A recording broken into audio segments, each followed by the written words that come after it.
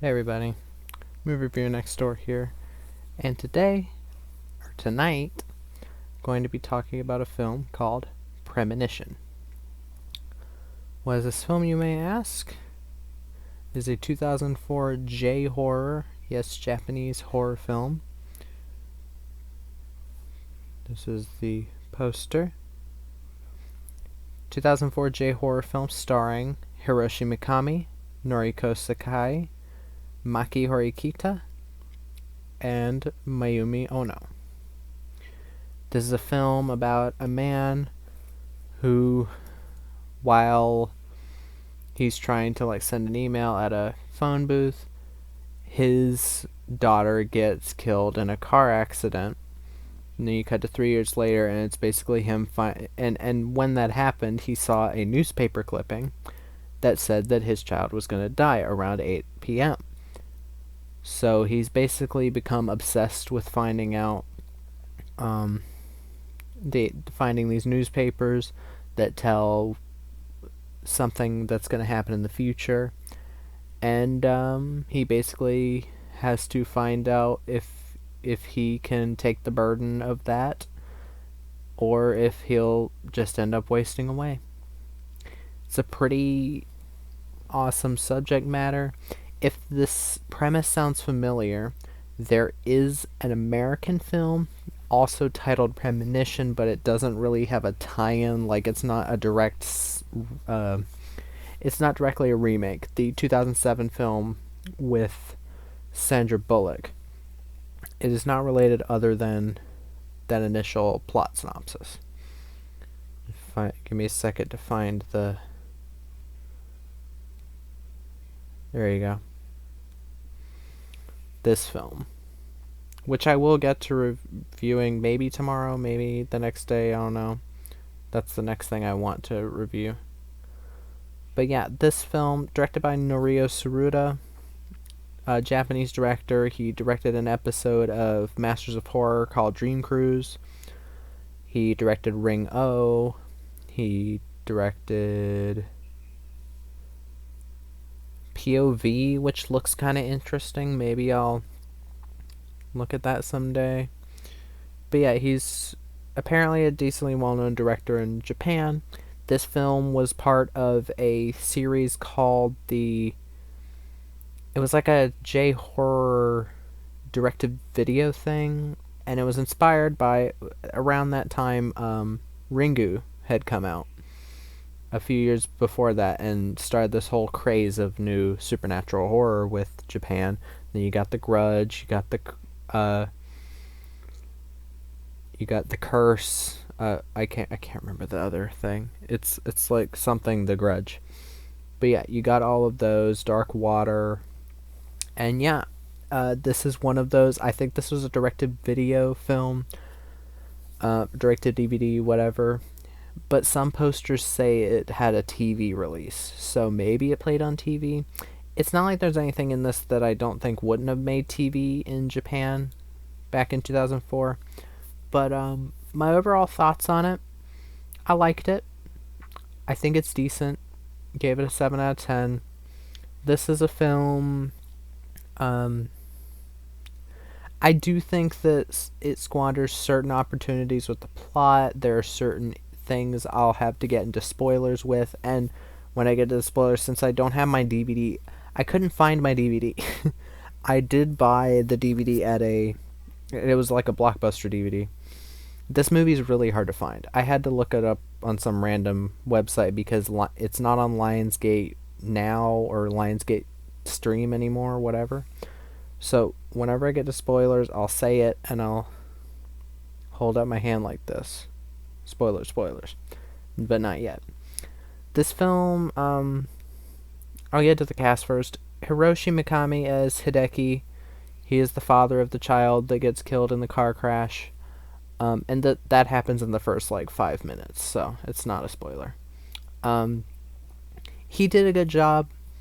He showed a decent amount of emotion. He, in the parts where he's supposed to be a bit crazy, I can understand it, and it doesn't feel like it's over the top. Noriko Sakai plays Ayaka Satomi, his wife, and then 3 years later, ex-wife. They separated. She's decent. Um, Nothing fantastic or special, really. There are a couple scenes where she lets loose and it works.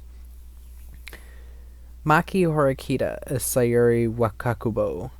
She's barely in the movie. She's in like 3 scenes. She's okay, I guess. And Masato Miyamoto, I guess she was the old woman. She was fine. But yeah. This is a film, yes, it deals with premonitions. The characters have premonitions. This sounds kind of similar to Final Destination. It's kind of like that, but not so much in the whole, like, kind of gory gore fest, or it's more in the mystery. It's more like Final Destination 1 than Final Destination 2 onwards, where they get more and more ridiculous with the deaths. Yeah, so I do like this film, and I did enjoy it. I do have some issues with it, pacing wise at times, or with certain choices, like creative choices that I wasn't big on. But all around, I did like it. Sorry if I'm fidgeting a lot. But yeah, I, I do like it. First thing I will mention, the film does look good. Japanese direct-to-video films, I have not seen a ton of Japanese films in general, let alone direct-to-video. Most things I've seen that are direct-to-video are anime. And even with animation, there have been a lot of direct-to-video anime that have impressed me with the animation, with the acting, or with the style, the action. Like Kite Liberator, the sequel to Kite, which I will watch Kite sometime. I will watch the uncensored version, but yeah, I will watch Kite sometime. I've been trying to find the Blu-ray of Kite and Kite Liberator, and even Mezzo Forte. Maybe the DVDs of Mezzo DSA, because I've never seen that. Mezzo Forte, Mezzo Forte, Kite, and Kite Liberator, I think all 3 are great OVAs, great anime. They don't take too long. They're all around 60 minutes a piece. And yeah, they have pretty decent stories all around. But yeah. I do think that I'm trying to think if I've seen anything else Japanese that was direct to video. No. I have a film called Assassination, but I don't think that was direct to video. But yeah. For direct-to-video standards, comparing it to American, it looks alright. The cinematography is decent, the lighting, the shots, and whatever. I feel like this film might have been shot on digital. Now, I know that's weird for 2004. I think Japan is a bit ahead of us electronically, so it might have made more sense then, because they were trying to get 8 films done for this whole J-horror thing. I can't remember what exactly it was called. I don't do a lot of research. But I thought that would be an interesting tidbit. But, because there are certain scenes where the camera moves kind of fast and you can see it, like, skip a frame or something, or it, like, stops for a frame. And it kind of reminded me of Our Lady of the Assassins. This is a 20,000 times better movie than that. But that early digital camera look where not everything is super smooth, and sometimes it's too smooth, because sometimes people forget to limit the frame rate to 24 frames, which is the normal frame rate. Nowadays, I think it's more 30. If I ever made films, I'd probably go with 24. But yeah, the film doesn't look so smooth that it looks cheap, because that smoothing effect can really make it look like a soap opera and make it look really cheap and really bad. And then there's films like Gemini Man that use that to its effect in very engaging action scenes, and it's not like super distracting in that film, because I actually liked the characters and liked the action and all that.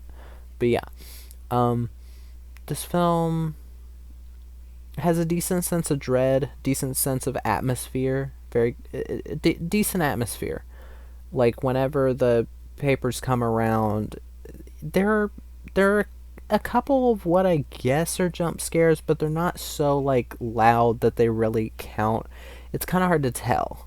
It's one of those where like there's like a newspaper that comes in through the hole in the door, like in like urban cities or rural cities where you get your newspaper in through the hole in the door, like that, where I don't know if it was meant to be a jump scare or if it's just not the greatest sound design. But yeah, it's a movie with a decent sense of atmosphere, dread.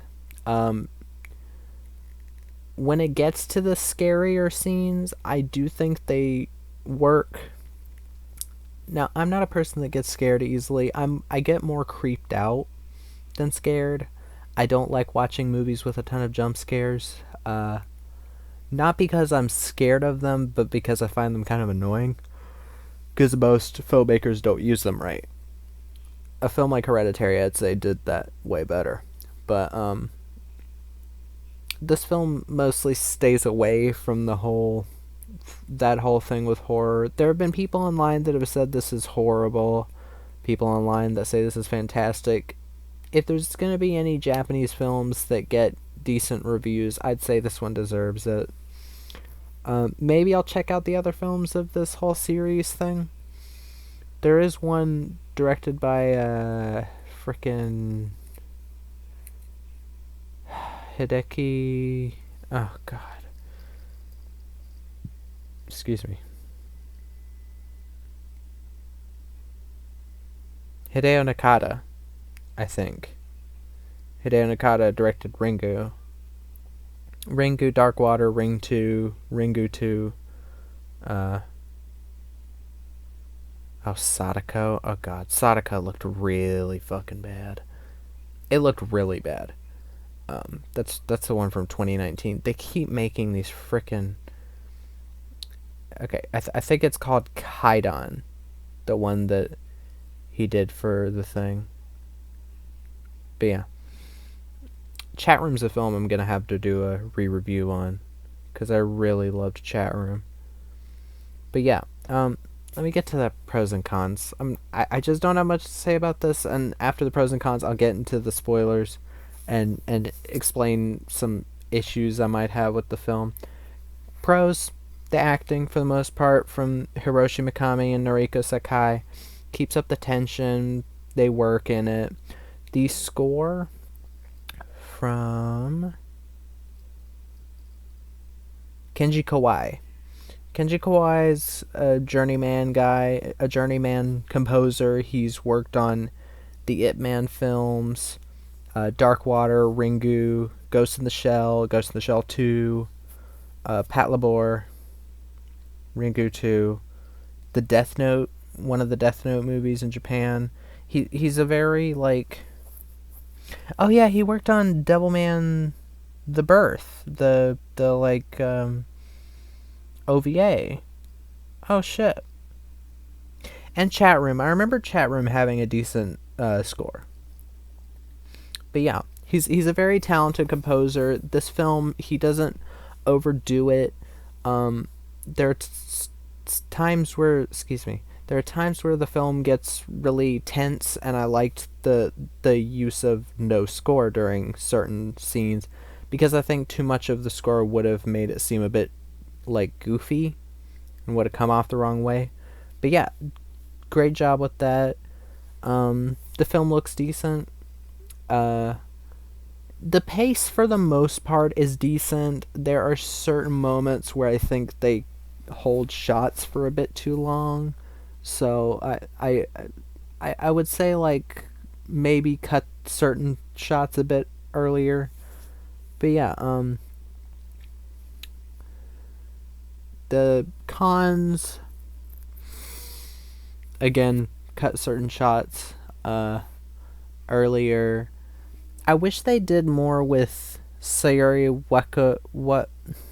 Wakakubo's character, because I thought I thought she was kind of just a random creepy girl in the class, and it's kind of a stupid red herring. If there's anything I can really say bad about this, they kind of like try to have her be a red herring as if she has something to do with the curse or anything, but yeah, she really doesn't. Also, the old woman character, I can't think of her name. I wish they'd done a bit more with her. Um, there's certain bits of CGI. There's a certain bit. Every time the newspaper appears and it's like flying through the wind, it's CGI. I wish they would have done that practically with like fishing line or something with real paper. I think that would have looked cooler. Um, mm, yeah, I'll just get to the spoiler here. Spoiler alert. Spoiler. Um, Spoiler for the end of the film. Uh, okay. Sorry about that. Spoiler for the end of the film. The film ends in this kind of like batshit crazy. It's a crazy ending, and it kind of comes out of nowhere, but in a good way. Um, where it's like something you didn't expect to happen, but it happens in a really weird way. It's very interesting. Um, our main character, Hideki, I keep forgetting his name. Excuse me. Um, he like tries to open the door to his apartment, and then he teleports to the outside of it, and then it's him talking to his wife, like an alternate version of his wife that's like, you talked about that stupid newspaper, why did you get that in your stupid head? And you can tell that he is basically in hell, and he's going around being transported and reliving the crash that killed his daughter over and over. It's a creepy sequence. There's one bit where his wife gets run over that I think came off a weirdly darkly comedic, and I don't think they meant that. That has happened for quite a few Japanese horror movies for me. The Another, based on the Another anime, that Another movie was really fucking bad. I mean it. That movie was awful. It looked cheap. It was horribly done. They fucked up a lot of the deaths that happened in the show, and they just came off really cheap. The same with the Corpse Party Ultimate movie. I think it was Corpse Party Ultimate. There was like two Corpse Party movies. I like the anime Corpse Party, but I hated both of those movies. They were so dog shit. Um, but yeah, just and then instead of his daughter getting killed, the first time he does it, he gets in there, has the daughter out of the car, but the wife gets run over by the truck instead, which I was like, what? That doesn't make any sense. And then the second time he does it, he gets the girl out of the truck, or out of the car. Um, he gets the girl out of the no. He teleports it to being in the truck and seeing that the truck driver is like falling asleep at the wheel, and then he experiences it from a different point of view, which, yeah, since this is supposed to be kind of hell, I understand that. And then it cuts again, and then he gets the girl out while the car is on fire, and the wife takes her, and he says, I finally won, and then the car explodes. And then the film ends with the girl on the ground seeing the newspaper showing that the dad had died. And I kind of am on two sides with the ending. One, I think it's cool to have a happy ending in a horror movie because Japan does not like happy endings in their horror movies. If you've seen the Grudge films or the Ring films, you know what the fuck I'm talking about. Um, they love to be downers. Just like a lot of horror movies nowadays in America. I'm not going to name any names. I'm just going to say the one where people have a certain face apparently has a downer ending just for the fucking sake of it. Which, downer endings can work, but in certain cases it just feels like they're doing it because, oh, it's scarier that there's a downer ending. Okay. Hereditary did it right. So many other movies didn't do it right. But yeah, uh, on one hand, I'm glad that there was a happy ending. On the other, on one hand, I'm glad there was a happy ending. On the other hand, it doesn't really make much sense given the whole premonition thing that someone is going to suffer no matter if they were saved or not. It it did kind of come off like they were shoving in a happy ending there. But yeah, I still do think the film is decent. I think it is a. I think it's worth at least a watch. I saw it. I'm gonna link where I watched it in the description because there's literally no way to buy this film. So YouTube can't get me for that. You can't rent it on YouTube. You can't buy it anywhere really. And from some of the places I've seen buying it or renting it, apparently it doesn't have subtitles. The place that I watched it had subtitles. It's the yellow subtitles like the DVDs, but whatever. But yeah, I liked the movie. I will get to the American film also called Premonition probably tomorrow, maybe the next day. I don't know.